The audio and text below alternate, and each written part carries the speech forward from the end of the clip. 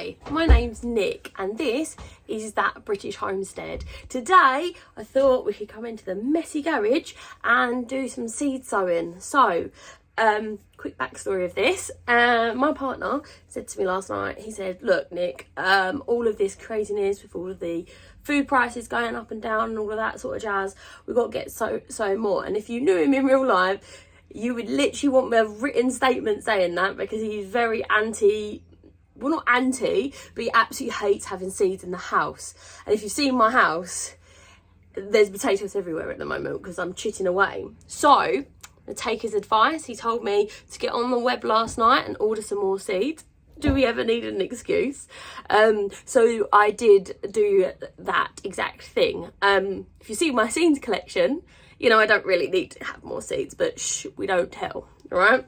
So this is what I'm going to be sowing today. I've already gone through things I'm going to be sowing in February.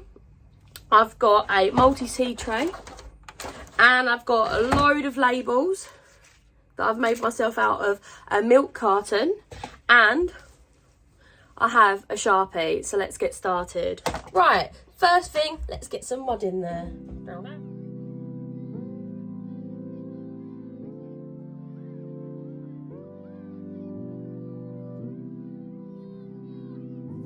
So I'm just like overfilling them. You can always take some off, scraping it to the edges, especially the edges because they dry out first.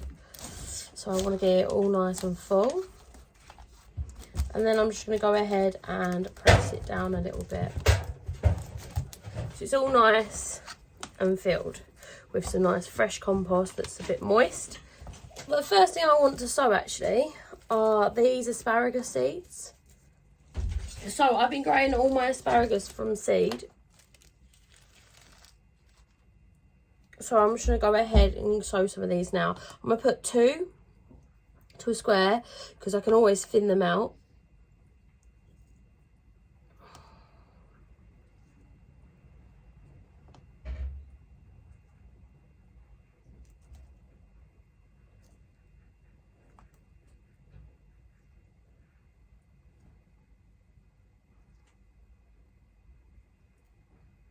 So last time I sowed these, I think I had about 50% success rate, hence why I'm gonna do 2 each. I didn't actually think that they would grow,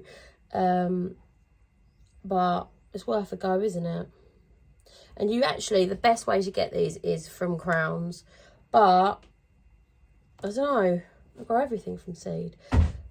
So I thought I'd have a go at growing them from seed.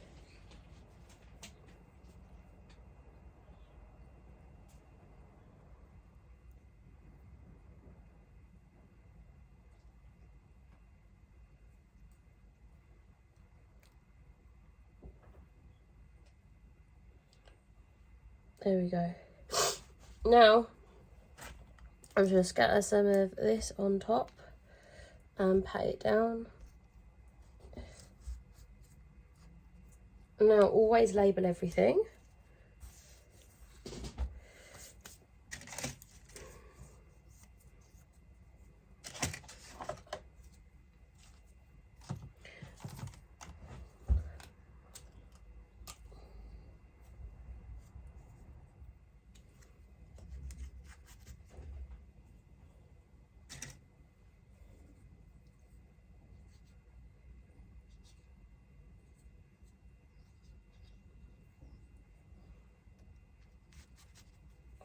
Right, next, shall we do some cucumbers?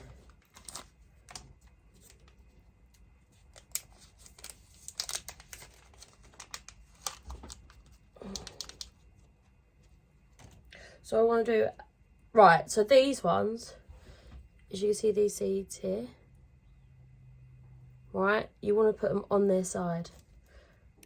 The reason why squashes are sown on their side is to give them a minimal surface area for water to pool in. You'll notice that squash seeds are quite likely to rot if you don't actually put them on their side. So it's always best practice to do that so that you don't have any seeds being lost to rot. Sorry, I forgot to tell you in the video. So these are the ones I've saved myself. Focus. There you go. And they are just these sort of marigolds. Marigolds are amazing, absolutely amazing to have in the garden. They are like wonders for so many.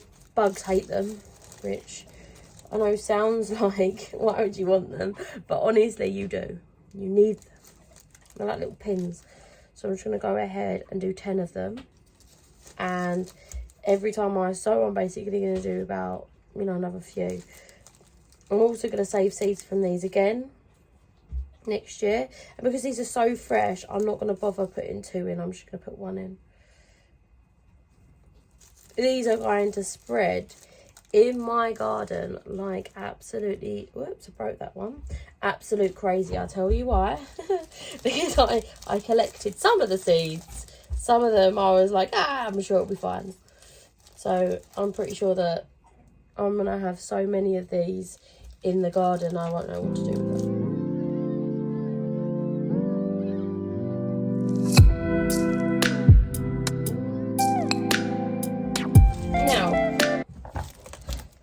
Best to water from below, so I'm just going to pop it in this sort of tray here, like so. There we go. And then I'm going to go ahead and put this on there to make it nice and warm and snug. It'll be warmer than just the garage temperature. So because this is a single glazed garage, it does freeze in here. Well, it does get frosty, and I've lost plants to frost before, so it's super important that you have a little defense from frost at this time of year. Even if you're going under glass, it's like under glass in here. Let's get started with peppers. So this is a Tupperware, obviously, that's filled with warm water. This is a heated propagator, which is on. Ooh, warm. Okay, I'm going to put the lid on the heated propagator and close the little tab thing, so we want it nice and moist. Right. Now we're going to use some of these pepper seeds. We've got some chili peppers and we've got some sweet peppers. And we're going to need at least... How many did we do last year? Last year we did about 10. That was not even half the amount we need, so we're going to do about 20. I'll just keep doubling it until I feel sick when you say the word pepper. No, I'm joking. You can never have that many peppers. So we did 10 sweet peppers last year, or 11 technically, because one of my chili peppers turned out to be a sweet pepper. These are called Healthy. Fantastic name for a pepper. So these are a sweet pepper.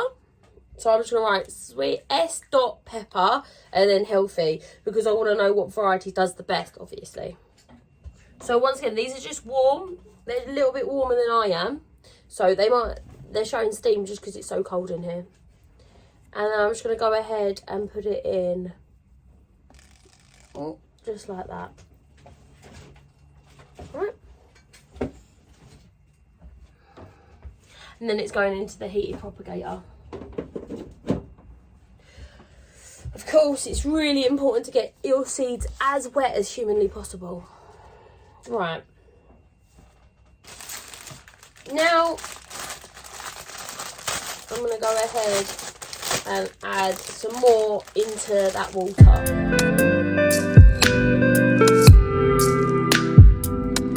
So this is just normal rock wool. It's not the one with the hormones in it, because I haven't found that like worth the money or worth the faff of it. This works amazingly for all tomatoes and peppers, anything that I put into that heated propagator, really. So there we go. And I've got no nutrients in there. I'm just going to pop it on top of this just so you can see it all right. Right, so what we're going to do is the next seed. I've got one of these sweet gypsy peppers from last year. They're from Sunnans. Okay, so these are the gypsy peppers. I actually had 3, which is perfect because look, pop them in like that. So I'm just gonna, sorry, I've just made these so they're a bit damp. So I'm just gonna go ahead and put These are Nirvana. These are also sweet peppers.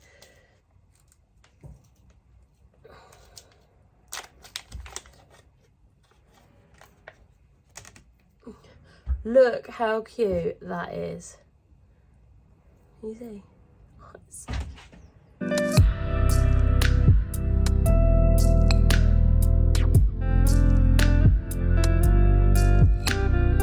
Right, and then I'm going to make sure my fingers are completely dry to put the world's cutest specimen pot. Bailey! Oh, Bailey!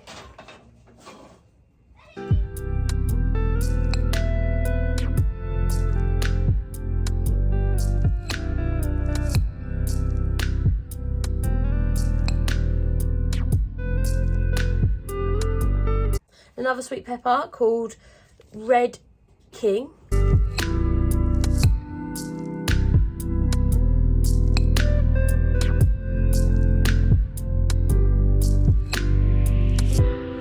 Right, so we'll pop them back. There's another one called, oh, this is the one that I can't pronounce. Cabista? Oh, I don't know.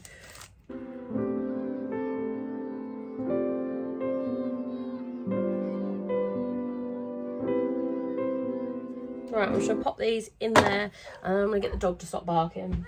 Well, I'm back. I'm absolutely covered in flour because I've just made a quiche, but I'm back. Right, what was I doing? I'm just going to go ahead and take some more of these rockwool cubes and I'm going to put them in.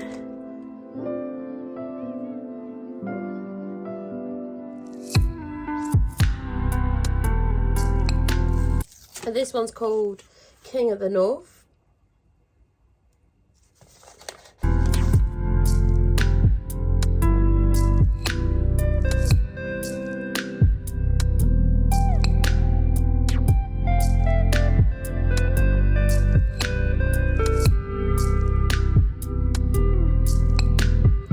That's King of the North then.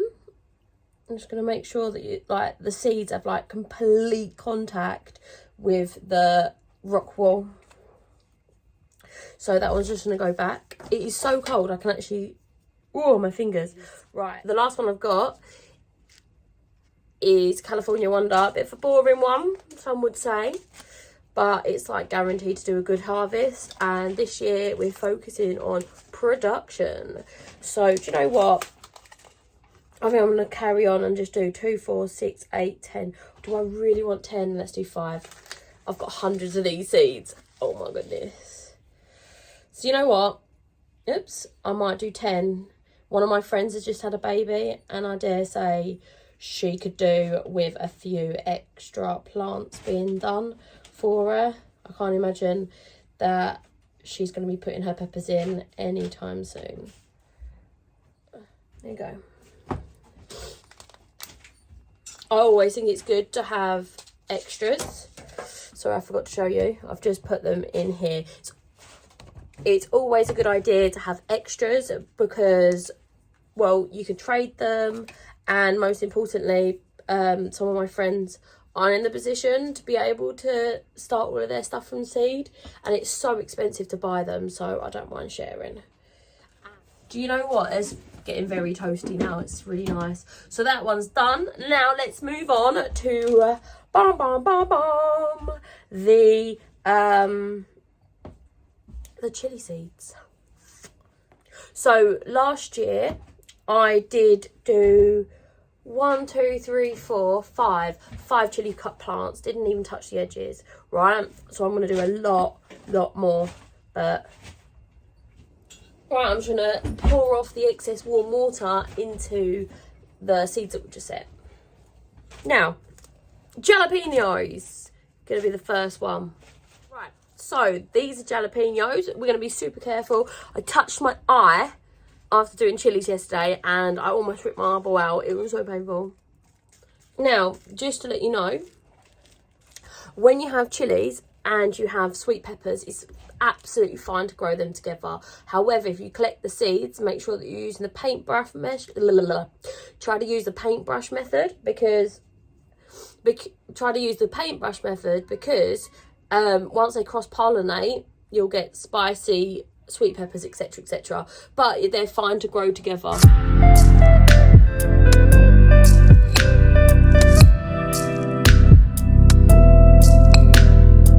So we're going to do this one, which is called Black Fang.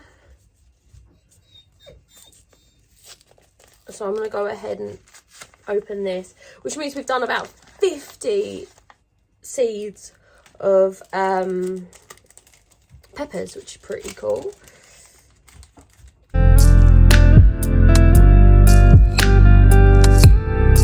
Right, they're going to go in there now. It's actually still toasty. So that was the postman. Anyway, he's given us, you know, I just used that root wall. I ordered a load more. There you go.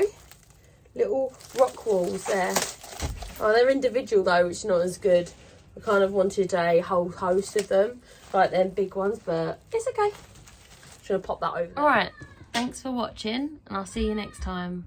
Bye bye.